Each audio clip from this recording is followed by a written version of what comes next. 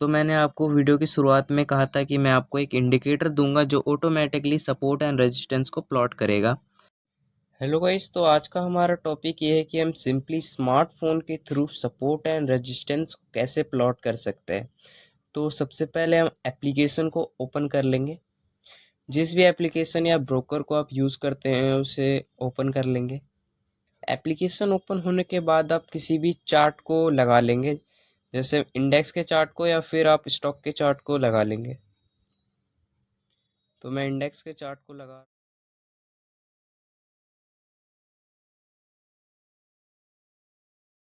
Chart को आपको लगाने के बाद मैं आपको सीधा स्क्रीन रिकॉर्डिंग ऑन कर लेता हूँ, स्क्रीन पे ले चलता हूँ। तो गाइज हम आ चुके हैं अपने मोबाइल के स्क्रीन पर। तो हम सपोर्ट एंड रेजिस्टेंस को सीखने से पहले कुछ मेन पॉइंट्स को हम डिटेल में थोड़ा जानेंगे, जिन मेन पॉइंट्स को मैंने कुछ लाइन वाइज इस तरह से लिखा हुआ है। तो सबसे पहला हमारा पॉइंट है कि what is support and resistance. Support and resistance होता क्या है। एंड सेकंड पॉइंट है हमारा हाउ डज वर्क, ये किस बेसिस पे ये कैसे वर्क करता है। और थर्ड पॉइंट हमारा ये है कि क्या सपोर्ट एंड रेजिस्टेंस को हम ऑटोमेटिकली इंडिकेटर के द्वारा हम इसे प्लॉट कर सकते हैं।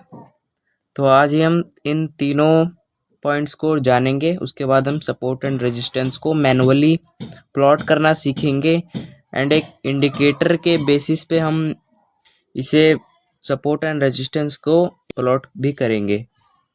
तो सबसे पहले हमारा पॉइंट है कि what is support and resistance. Support and resistance होता क्या है। तो सिंपली सपोर्ट का मतलब ये होता है बायर्स।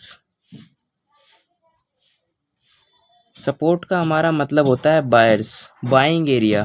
सपोर्ट का मतलब होता है बाइंग एरिया या बायर्स। एंड उसका अपोजिट रेजिस्टेंस। रेजिस्टेंस का मतलब होता है सेलर्स, सेलिंग एरिया। रेजिस्टेंस का मतलब होता है सेलर्स या सेलिंग एरिया। तो सपोर्ट एंड रेजिस्टेंस वर्क कैसे करता है। तो सिंपली मैं इसके लिए आपको एक एग्जांपल देता हूँ। जैसे कि मान लीजिए कि गोल्ड का प्राइस 90,000 पे गोल्ड का प्राइस था। एक दिन के लिए मैं उसे 50,000 रुपये कर देता हूँ। तो 50,000 गोल्ड का प्राइस होने पे क्या लोग खरीदेंगे। हाँ बिल्कुल, लोग खरीदेंगे, उस गोल्ड खरीदेंगे, जिसकी वजह से गोल्ड की मार्केट में बहुत ज़्यादा डिमांड होगी। क्योंकि प्राइस कम हो चुका है, बहुत ज़्यादा डिमांड होगी, जिसके कारण गोल्ड की डिमांड तो होगी लेकिन सप्लाईज कम है। ऐसी सारी चीज़ें अनलिमिटेड, तो कोई भी चीज़ हो वो अनलिमिटेड तो है नहीं, चाहे स्टॉक्स हो, चाहे गोल्ड हो, चाहे कोई भी चीज़ हो, सबके सब लिमिटेड है। तो गोल्ड भी हमारा लिमिटेड है। तो सप्लाईज तो, डिमांड तो बढ़ गई उसकी, प्राइस कम हो गया, डिमांड बढ़ गई, लेकिन सप्लाईज कम है। तो डिमांड बढ़ गई है, सप्लाईज हमारे पास कम है, इसलिए प्राइस ऑटोमेटिकली बढ़ जाएगा, जिसके कारण प्राइस बढ़ जाएगा। बढ़ने के बाद मान लीजिए वो 50,000 पे था, अब वो 1 लाख रुपए गोल्ड हो गया है। अब तो लोग उसे प्रॉफिट बुकिंग करेंगे, जिसकी वजह से प्राइस वापस डाउन आ जाएगा। एंड इसी तरह हमारा गोल्ड का मैंने एग्जांपल लिया, इसी तरह हमारा स्टॉक या फिर ऑप्शंस, ऐसे ही ऑप्शंस के चार्ट, सेंसेक्स वगैरह सब इसी तरह वर्क करते हैं। तो हमारा ये टॉपिक भी हो गया, how does work support and resistance. तो नेक्स्ट हमारा है इंडिकेटर, इसे मैं वीडियो के एंड में बताऊंगा। तो हम चलते हैं एक बार स्क्रीन पर, सपोर्ट एंड रेजिस्टेंस को मैनुअली प्लॉट करते हैं। तो ये हमारा आज का चार्ट है, 22 तारीख का, 22 जुलाई का चार्ट है। तो हम यहाँ पे ढूंढेंगे स्विंग्स, लास्ट स्विंग्स। तो मुझे यहाँ पे स्विंग्स दिख रहे हैं, हम स्विंग्स देखेंगे।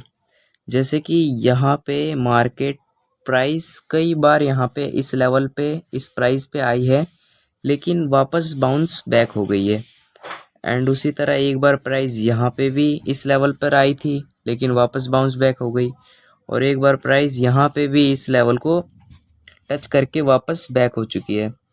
यहाँ पे 3 बार हमारी प्राइस इस लेवल पे आ चुकी है और वापस बैक जा चुकी है। तो यहाँ हमारे एक रेजिस्टेंस की लाइन प्लॉट होती है। तो मैं यहाँ लाइन प्लॉट करता हूँ। तो हम टूल्स में जाएंगे एंड टूल्स में जाके हम हॉरिजॉन्टल लाइन ले लेंगे, या सपोर्ट एंड रेजिस्टेंस के लिए हम ब्रश में जाके रेक्टेंगल ले लेंगे। ये हमारे सबसे बढ़िया होगा सपोर्ट एंड रेजिस्टेंस को ड्रॉ करने के लिए। तो ये स्विंग से मिला के हम इस स्विंग तक इसे ड्रॉ कर लेंगे। तो ये हमारा रेजिस्टेंस की लाइन हो गई। ओके, तो यहाँ तक क्लियर है। मैं बिल्कुल सिंपल एंड सरल भाषा में आपको सिखाने की कोशिश कर रहा हूँ सपोर्ट एंड रेजिस्टेंस। तो ये हमारा रेजिस्टेंस की लाइन हो गई। तो इसी तरह हम सपोर्ट की लाइन भी ढूंढ लेंगे। तो हमें सपोर्ट की लाइन ढूंढने के लिए हमें स्विंग्स देखने हैं वापस। तो एक स्विंग हमें यहाँ दिख रहा है। इस प्राइस पे आके मार्केट वापस अप साइड चली गई है एंड सेम यहाँ पे भी इस प्राइस पे आई है। इस लेवल पे प्राइस आया था और लेकिन वापस जा सकता है क्योंकि अभी कल का ही चार्ट है, ज़्यादा पुराना चार्ट नहीं है। आगे 23 तारीख को हमें पता चलेगा कि इसका ब्रेक करेगा या फिर यहाँ से रिटेस्ट करेगा। तो एक हम यहाँ पे सपोर्ट की लाइन ड्रॉ कर लेते हैं। वापस हम जाएंगे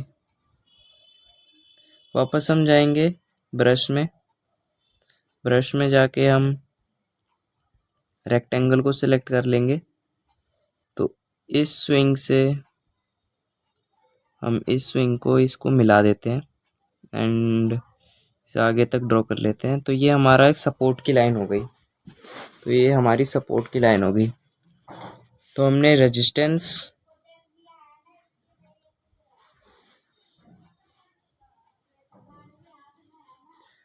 एक रेजिस्टेंस एंड एक सपोर्ट की लाइन ड्रॉ कर ली है। और ऐसे ही 2-3 एग्जांपल और देख लेते हैं हम। तो जैसे कि मुझे यहाँ पे भी एक ऐसा ही दिख रहा है, तो मैं आपको एक्सप्लेन करता हूँ। तो सिंपली हमें यहाँ पे 2 बार प्राइस इस लेवल पर आकर वापस बाउंस बैक हुई है एंड सिंपली हम सपोर्ट की जगह पे देखें तो यहाँ पे प्राइस इस लेवल पे भी प्राइस आकर वापस अप साइड चली गई है और सेम यहाँ पे भी 2 बार हुआ है ऐसे ही। इस लेवल पर आकर प्राइस वापस अप साइड चली गई है। तो यहाँ पे हम सपोर्ट एंड रेजिस्टेंस की लाइन प्लॉट करते हैं। ब्रश में जाएंगे एंड सेम रेक्टेंगल सेलेक्ट कर लेंगे एंड सिंपली इस एरिया से जहाँ से हम इस लेवल से जहाँ से ये मार्केट वापस गिरा था एंड सेम इसको आगे तक ड्रॉ कर लेंगे एंड सिंपली सपोर्ट को भी इसी तरह ड्रॉ कर लेंगे।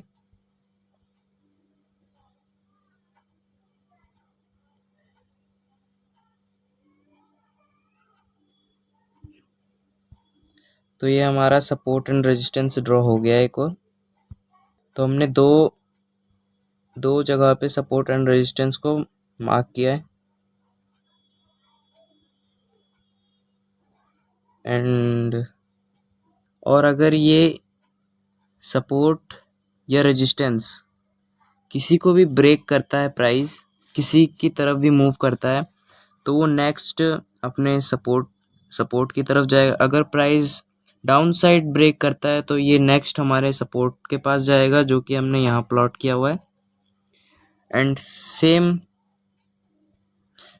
हमारा अपसाइड भी है। अगर प्राइस अपसाइड की ओर ब्रेक करता है तो सेम नेक्स्ट रेजिस्टेंस के पास जाएगा और तो सिंपली हमें एक यहाँ पे एग्जांपल मिल रहा है कि प्राइस ने इस रेजिस्टेंस को ब्रेक किया एंड सिंपली एक अच्छा मूव दिया बाइंग की साइड और नेक्स्ट रेजिस्टेंस के पास वापस डाउन साइड आ गया। तो इसी तरह सपोर्ट एंड रेजिस्टेंस काम करता है इसी बेसिस पे। तो मैंने आपको वीडियो की शुरुआत में कहा था कि मैं आपको एक इंडिकेटर दूंगा जो ऑटोमेटिकली सपोर्ट एंड रेजिस्टेंस को प्लॉट करेगा। तो उस इंडिकेटर को हम लगा लेते हैं। तो उस इंडिकेटर का नाम है पिवट पॉइंट्स। तो हम सिंपली सर्च करेंगे तो सबसे ऊपर आ रहा है पिवट पॉइंट्स स्टैंडर्ड। तो इस इंडिकेटर को हम चार्ट पर अप्लाई कर लेंगे।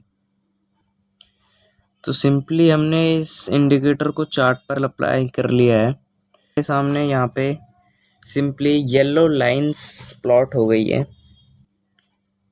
जो कि कुछ इस तरह है, R1 एंड P, इस तरह से लाइंस प्लॉट हुई है। जहां हमने मैनुअली यहाँ पे लाइन प्लॉट करी थी रेजिस्टेंस की, सेम वहाँ भी येलो लाइन रेजिस्टेंस की प्लॉट हुई है, ड्रॉ हुई है येलो लाइन। तो ये रेजिस्टेंस है एंड सेम यहाँ पे हमने लाइन ड्रॉ करी थी सपोर्ट की, जो कि एक लाइन यहाँ पे येलो लाइन प्लॉट हुई है। ये हमारी सपोर्ट की लाइन है। तो गाइज मैं उम्मीद करता हूँ कि आपको सपोर्ट एंड रेजिस्टेंस समझ में आया होगा। अगर आपको नहीं समझ में आया तो वीडियो को प्लीज़ एक बार और अच्छी तरह से देखें। एंड अगर वीडियो अच्छी लगी हो तो सब्सक्राइब करें, लाइक करें एंड अपने ट्रेडर दोस्तों को प्लीज़ ये वीडियो शेयर ज़रूर करें। And thanks for watching.